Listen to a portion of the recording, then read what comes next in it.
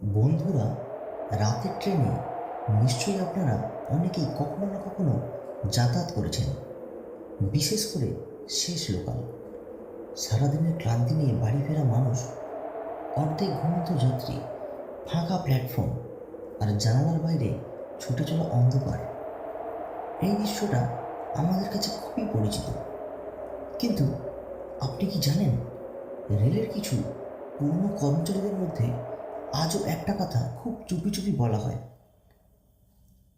তারা বলেন, শেষ লোকালের কিছু নিয়ম আছে, যে নিয়মগুলো কোনো বইয়ে লেখা নেই, কোনো সরকারি নির্দেশেও নেই। তবু পুরনো গার্ড, ড্রাইভার আর পয়েন্টসম্যানদের অনেকেই নাকি সেই নিয়মগুলো আজও মেনে চলেন।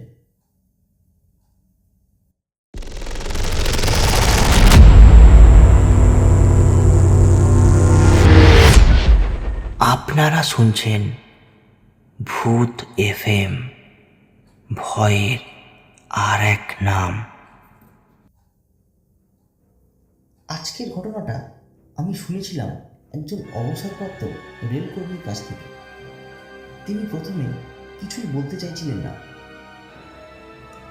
আমি কারণ জিজ্ঞেস করেছিলাম, উনি শুধু হেসেছিলেন। সেই হাসিটা আজও ভুলতে পারিনি। কারণ সেই হাসির মধ্যে আনন্দ ছিল না, ছিল বহু বছর ধরে বুকের ভেতরে চেপে রাখা একটা ভয়।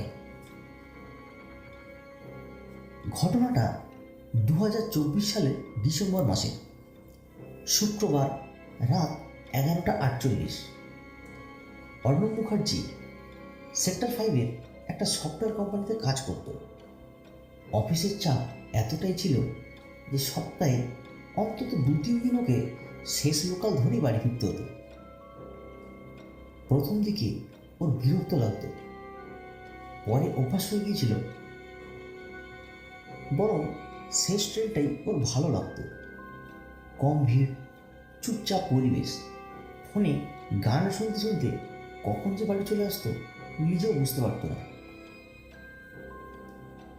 সেদিনও অন্য দিনের মতোই অফিস থেকে বেরিয়েছিল, কিন্তু সেদিন একটা ছোট্ট ঘটনা ঘটেছিল যেটাকে তখন অর্ণব গুরুত্ব দেয়নি। হাওড়া স্টেশনে ঢুকতেই ওর ফোনে একটা নোটিফিকেশান আসলো। মা মেসেজ করেছে, শেষ ট্রেনে ফিরছিস, পৌঁছে একটা ফোন করিস। অর্ণব শুধু একটা রিপ্লাই দিল, ঠিক আছে। এটাই সেদিন রাতে মায়ের সঙ্গে ওর শেষ স্বাভাবিক কথা। প্ল্যাটফর্মে দাঁড়িয়ে থাকতে থাকতে অর্ণব খেয়াল করলো, সেদিন স্টেশনটা যেন অন্য দিনের চেয়ে বেশি শান্ত। লোকজন ছিল, কিন্তু কেউ খুব জোরে কথা বলছিল না। চায়ের দোকানে চা ফুটছে, প্ল্যাটফর্মে অ্যানাউন্সমেন্ট হচ্ছে, পুলিশ টহল দিচ্ছে, সবই স্বাভাবিক। তবু মনে হচ্ছিল যেন সবাই অপেক্ষা করছে কিছুর জন্য। ঘড়িতে তখন 11:56। দূরে ট্রেনের হেডলাইট দেখা গেল। ঠিক তখনই অর্ণবের ডান দিকে বসে থাকা এক বৃদ্ধ খুব ধীরে ধীরে উঠে দাঁড়ালেন। সাদা ধুতি, ধূসর সোয়েটার, হাতে একটা পুরনো কাপড়ের ব্যাগ। তিনি ট্রেনটার দিকে তাকিয়ে খুব নিচু গলায় বললেন, আজও সময় মতো এলো। অর্ণব ভেবেছিল কথাটা নিজের মনেই বলছেন, কিন্তু বৃদ্ধ হঠাৎ তার দিকে ফিরে তাকালেন। চোখ দুটো অস্বাভাবিক স্থির। তারপর জিজ্ঞেস করলেন, বাবা, কোথায় নামবে? অর্ণব বলল, বেলানগর। বৃদ্ধ মাথা নাড়লেন, কয়েক সেকেন্ড চুপ করে থেকে বললেন, শেষ থেকে দ্বিতীয় কামরায় উঠিস না। অর্ণব অবাক হয়ে বলল, কেন? বৃদ্ধ উত্তর দিলেন না, শুধু ট্রেনটার দিকে তাকিয়ে রইলেন। তারপরে খুব আস্তে আস্তে বললেন, ওই কামরায় আজও একজন নিজের স্টেশন খুঁজছে। ট্রেনটা প্ল্যাটফর্মে ঢুকল। লোহার চাকায় আঙুলের ছোট্ট ছোট ফুলকি, ব্রেক কষার কর্কশ শব্দ। দরজা খুলতেই মানুষজন উঠতে শুরু করল। অর্ণব নিজের অজান্তেই ঠিক সেই কামরার দিকেই হাঁটতে শুরু করলো যেটাতে উঠতে না করেছিলেন বৃদ্ধ। কারণ ওর বহু বছরের অভ্যাস শেষ থেকে দ্বিতীয় কামরা। ভেতরে ঢুকেই অর্ণব থমকে গেল। কামরাটা প্রায় অর্ধেক ফাঁকা, কিন্তু একটা অদ্ভুত ব্যাপার চোখে পড়ল। ডান দিকের মাঝের সারিতে 4 জনের বসার সিট, 3 জন বসে আছে। জানলার ধারের একটা জায়গা খালি, অথচ যারা উঠছে তারা সবাই সেই সিটটার দিকে একবার তাকিয়ে তারপর অন্য কোথাও গিয়ে দাঁড়াচ্ছে। কেউ বসছে না। অর্ণব মনে মনে হেসে ফেলল। হয়তো সিটটা ভাঙা অথবা নোংরা। ও এগিয়ে গিয়ে ভালো করে দেখল, না, একেবারে পরিষ্কার, কোনো সমস্যা নেই। ও ব্যাগটা রেখে ঠিক তার পাশের সিটে বসে পড়ল। ঠিক তখনই পুরো কামরার প্রায় সবাই একসঙ্গে ওর দিকে তাকালো। কেউ কিছু বলল না, কিন্তু সেই দৃষ্টিটা অর্ণবের ভালো লাগলো না। যেন ও এমন একটা কাজ করেছে যেটা ওর করা উচিত হয়নি। ট্রেন ছাড়ল। ধীরে ধীরে প্ল্যাটফর্ম পিছিয়ে যেতে লাগলো। অর্ণব জানালার বাইরে তাকিয়ে ফোনটা বের করলো। নেটওয়ার্ক তখনও ছিল। হঠাৎ ফোনের স্ক্রিনে নিজের প্রতিফলনের পাশে আরও একটা মুখ দেখতে পেল। অর্ণব চমকে উঠে পিছনে তাকালো। কেউ নেই। ভাবলো আলোর প্রতিফলন। আবার ফোনের দিকে তাকালো। এবারও একই মুখ, একজন মধ্যবয়স্ক মানুষ। সাদা ফুলহাতা শার্ট, চোখ দুটো যেন সরাসরি অর্ণবের দিকেই তাকিয়ে। অর্ণব সঙ্গে সঙ্গে ফোনটা নামিয়ে ফেলল। এবার বুকের ভেতরটা একটু কেঁপে উঠল। ঠিক তখনই পাশে বসে থাকা ভদ্রলোক খুব নিচু গলায় বললেন, আপনি ওই সিটে বসেছেন কেন? অর্ণব হেসে বলল, কেন, সমস্যা আছে নাকি? লোকটা ঠোঁট ভিজে নিলেন।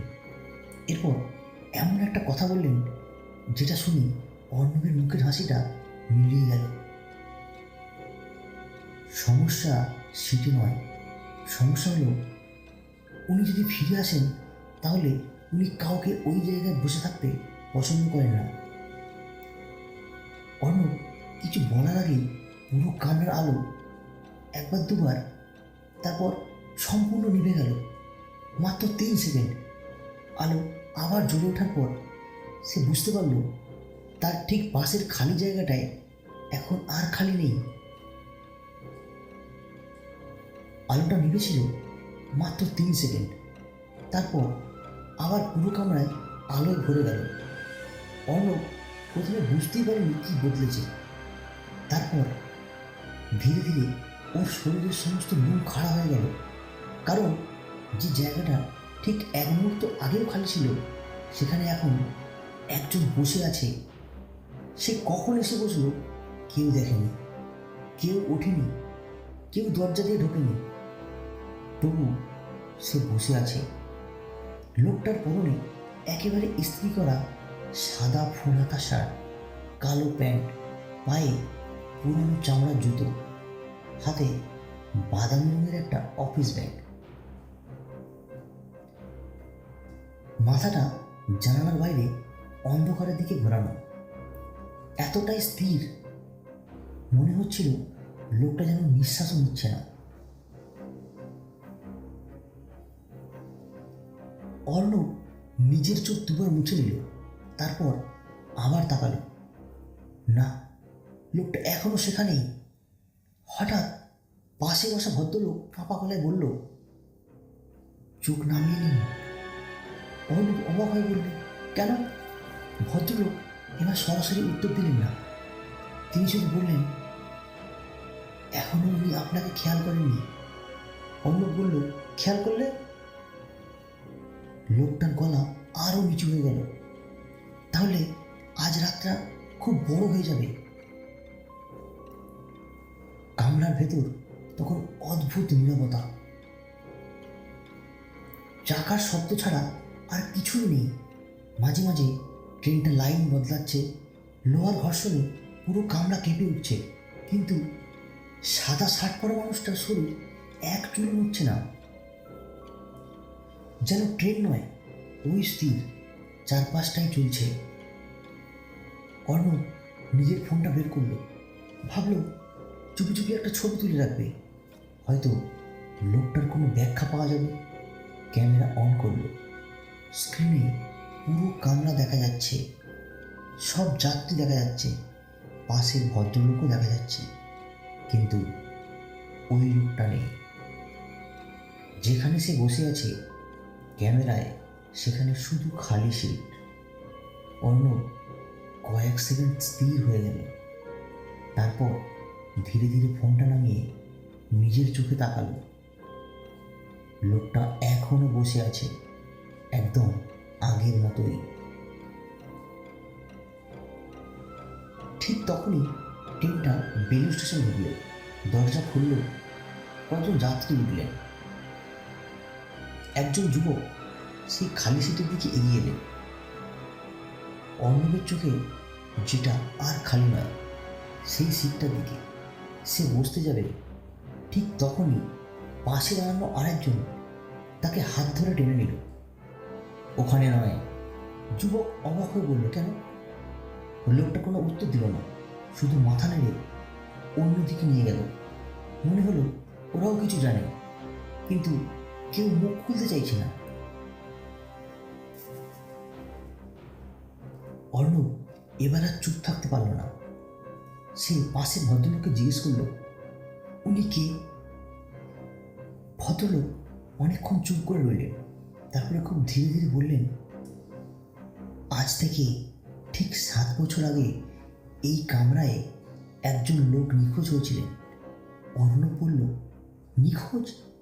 হ্যাঁ, ট্রেন থামার পরে সব যাত্রী নেমেছিল, কিন্তু উনি নামেননি। পুরো ট্রেন খুঁজেও তাকে পাওয়া যায়নি। অর্ণব অবাক হয়ে বলল, মানে একজন মানুষ চলন্ত ট্রেন থেকে হাওয়া হয়ে গিয়েছিলেন। অর্ণব হেসে ফেলতে চাচ্ছিল, কিন্তু হাসিটা মুখেই শুকিয়ে গেল, কারণ তখনই তার কানে খুব স্পষ্ট একটা শব্দ এলো, ফিস ফিস করে, এত কাছে যেন কেউ ওর কানের পাশেই মুখ এনে কথা বলছে। এবার আমার স্টেশন। অর্ণব চমকে উঠে চারিদিকে তাকালো। কেউ কথা বলছে না, সবাই চুপ, পাশের ভদ্রলোকও চুপ। তাহলে শব্দটা এলো কোথা থেকে? ট্রেন আবার চলতে শুরু করলো। হঠাৎ পুরো কামরায় আলো একসঙ্গে দপদপ করতে লাগলো, তারপর স্থির হয়ে গেল। আর সেই মুহূর্তেই অর্ণব বুঝতে পারল, সাদা শার্ট পরা লোকটা আর জানালার দিকে তাকিয়ে নেই। ধীরে ধীরে অস্বাভাবিকভাবে সে মাথাটা ঘুরিয়ে ফেলেছে। এখন সে সরাসরি অর্ণবের দিকেই তাকিয়ে। কিন্তু এখানেই শেষ নয়। যে জিনিসটা দেখে অর্ণবের বুকের ভেতরটা বড় হয়ে গেল, তা হলো লোকটার মুখে কোনো চোখ নেই, কোনো নাক নেই, কোনো ঠোঁট নেই। মসৃণ, ফ্যাকাশে একটা সম্পূর্ণ ফাঁকা মুখ, আর সেই মুখের মাঝখান থেকে খুব ধীরে একটা শব্দ বেরিয়ে এলো, তুমি আমার জায়গায় বসেছ। ঠিক সেই মুহূর্তে ট্রেনের এমার্জেন্সি ব্রেক এমন জোরে কষল যে পুরো কামরার লোক সামনে ছিটকে পড়ল, শুধু একজন ছাড়া। সাদা শার্ট পরা সেই লোকটা এখনো 1 মিলিমিটারও নড়েনি।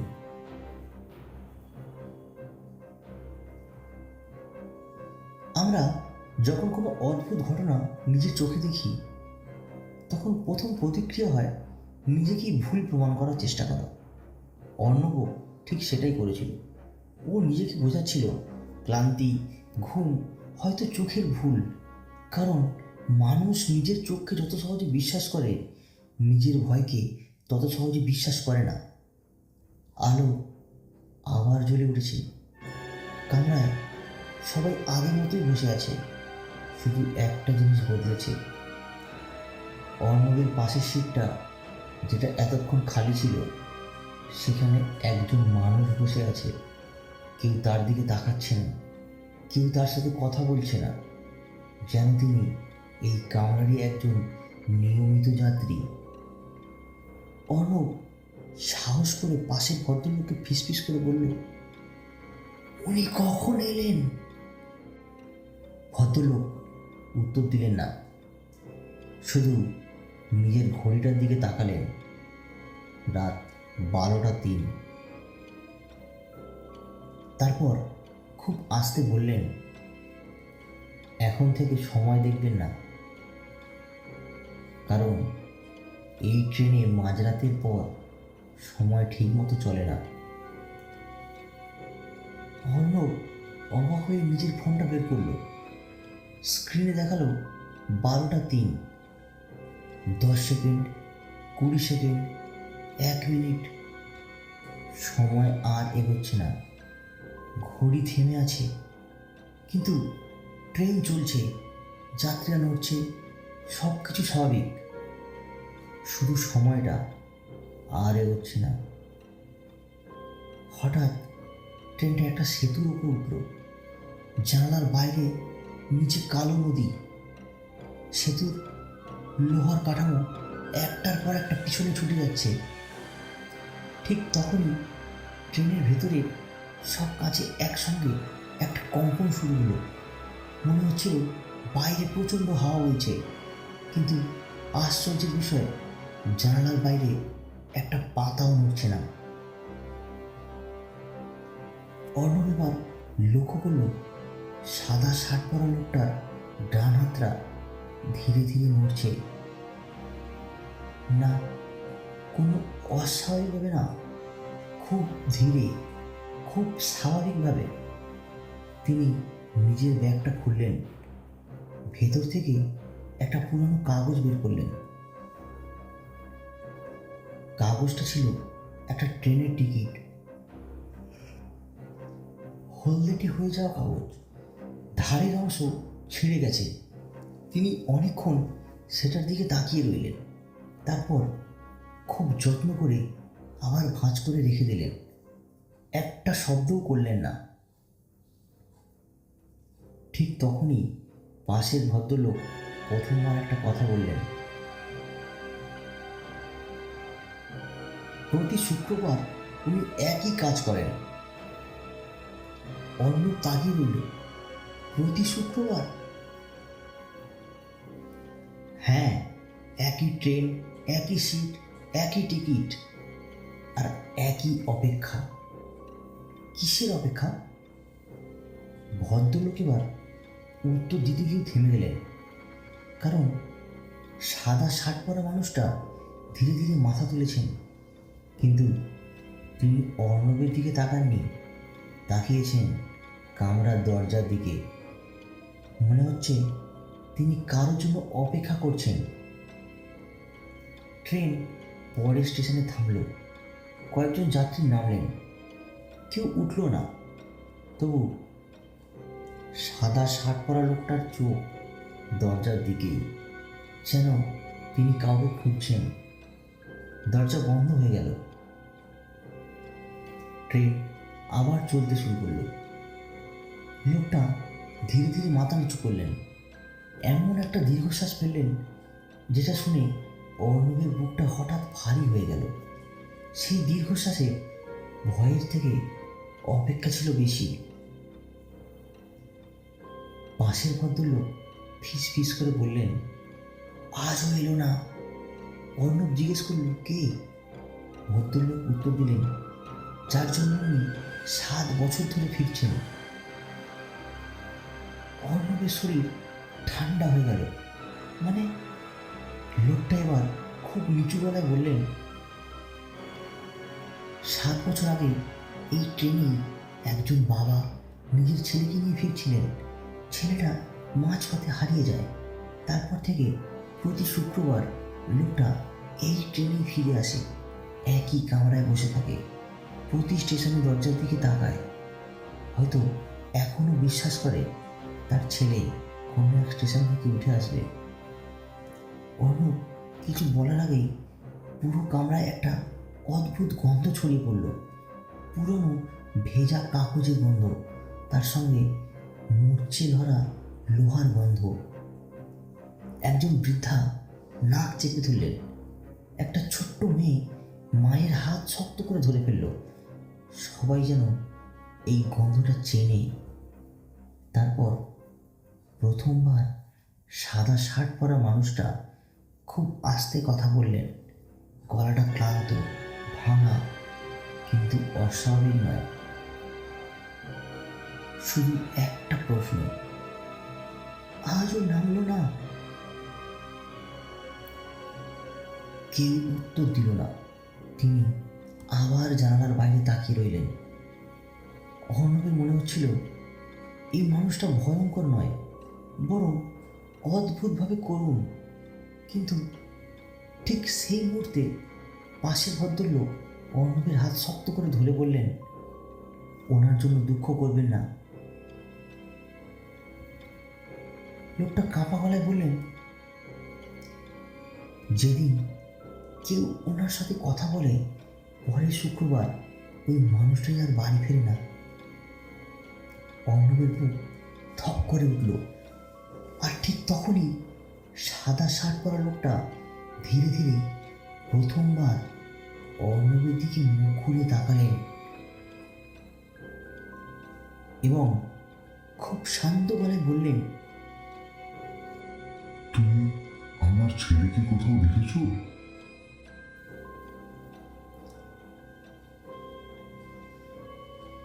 বন্ধুরা, একটা কথা নিশ্চয়ই খেয়াল করেছেন, সাদা শার্ট পরা মানুষটা প্রথমবার অর্ণবের সাথে কথা বলল, কিন্তু কথাটা ছিল না কোনো হুমকি, না কোনো অভিশাপ। তিনি শুধু একটা প্রশ্ন করেছিলেন। সেই গলায় এমন একটা অসহায়ত্ব ছিল যেটা শুনে অর্ণবের বুকটা কেঁপে উঠল। ওর মনে হচ্ছিল এই মানুষটা যেন কাউকে ভয় দেখাতে আসেনি, সে শুধু কাউকে খুঁজছে। অর্ণব ধীরে ধীরে মাথা নাড়ল, না, আমি দেখিনি। লোকটা কয়েক সেকেন্ড চুপ করে রইল। তারপর খুব আস্তে বললেন, সবাই এই কথাটাই বলে। আবার জানলার বাইরে তাকিয়ে রইলেন। ঠিক তখনই পাশের ভদ্রলোক প্রায় ফিস ফিস করে বললেন, ওনার সঙ্গে আর একটা কথাও বলবেন না। অর্ণব নিচু গলায় জিজ্ঞেস করলেন, কেন? লোকটা উত্তর দিলেন, কারণ উনি এখন আপনাকে মনে রাখবেন। ট্রেন তখন ধীরে ধীরে একটা অচেনা সিগন্যালে দাঁড়িয়ে গেল। জানালার বাইরে কোনো প্ল্যাটফর্ম নেই, কোনো আলো নেই, শুধু কুয়াশা আর রেললাইনের পাশে একটা পুরানো লোহার সিগন্যাল পোস্ট। হঠাৎ সাদা শার্ট পরা মানুষটা উঠে দাঁড়ালেন। পুরো কামরার কেউ তার দিকে তাকালো না। মনে হচ্ছিল এটা যেন প্রতি শুক্রবারের একই ঘটনা। তিনি ধীরে ধীরে দরজার দিকে হাঁটলেন, তারপর দরজার সামনে গিয়ে থেমে গেলেন। একটা দীর্ঘশ্বাস ফেললেন, খুব আস্তে আস্তে বললেন, আজও এলো না। ঠিক সেই মুহূর্তে ট্রেন আবার চলতে শুরু করলো, কিন্তু লোকটা আর সেখানে ছিলেন না। 1 সেকেন্ড আগেও যিনি দাঁড়িয়েছিলেন, পরের মুহূর্তে সেখানে শুধুই ফাঁকা দরজা। অর্ণব দৌড়ে গিয়ে চারিদিকে তাকালো। কোথাও কেউ নেই, যেন মানুষটা কখনো ট্রেনে ছিলেনই না। ট্রেন যখন বেলানগর স্টেশনে ঢুকলো, অর্ণব প্রায় দৌড়ে নেমে পড়ল। প্ল্যাটফর্মে নেমেই মাকে ফোন করলো। ফোন ধরতেই শুরু বলল, আমি পৌঁছে গেছি মা।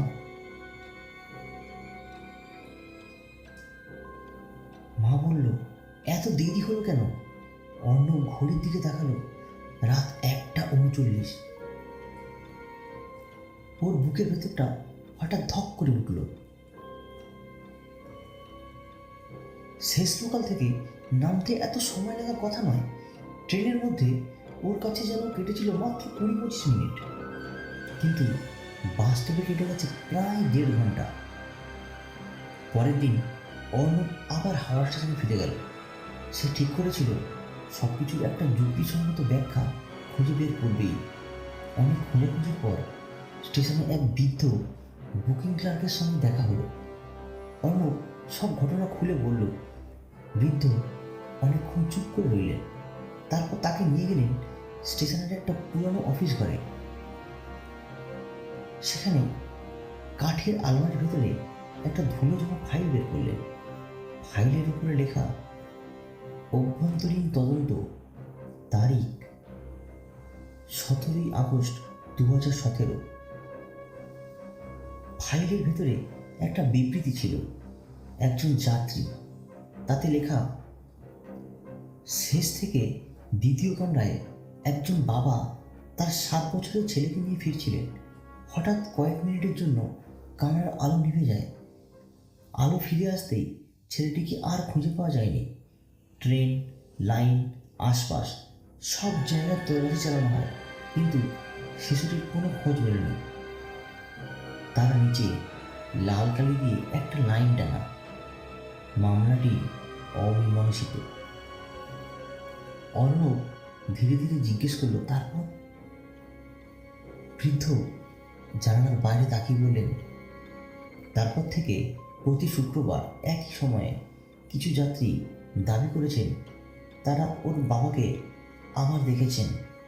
কেউ কথা বলেনি, কেউ তার পাশে বসেনি, কারণ যারা ওর সঙ্গে বেশি কথা বলেছিল তাদের মধ্যে কয়েকজন আর কোনোদিন শেষ লোকালে ওঠেনি। অর্ণব আর কোনো প্রশ্ন করেনি, চুপচাপ বাড়ি ফিরে গিয়েছিল। ধীরে ধীরে জীবন আবার স্বাভাবিক হয়ে গেল। সে চাকরি বদলালো, শেষ লোকালে ওঠাও বন্ধ করল, ঘটনাটা ভুলে যাওয়ার চেষ্টা করল। কিন্তু ঘটনার ঠিক 1 বছর পর আবার এক শুক্রবার অর্ণব নিজের ঘরে বসে কাজ করছিল। হঠাৎ ফোনটা কেঁপে উঠল, অজানা নম্বর। ও ফোনটা ধরল, ওপাশ থেকে কোনো শব্দ নেই। তারপর একটা খুব শান্ত, ক্লান্ত, ভাঙা গলা, তুমি আমার ছেলেকে কোথাও দেখেছো? ফোনটা কেটে গেল। অর্ণব সঙ্গে সঙ্গে নম্বরটা কল ব্যাক করল, কিন্তু অপর দিক থেকে শোনালো, this number does not exist.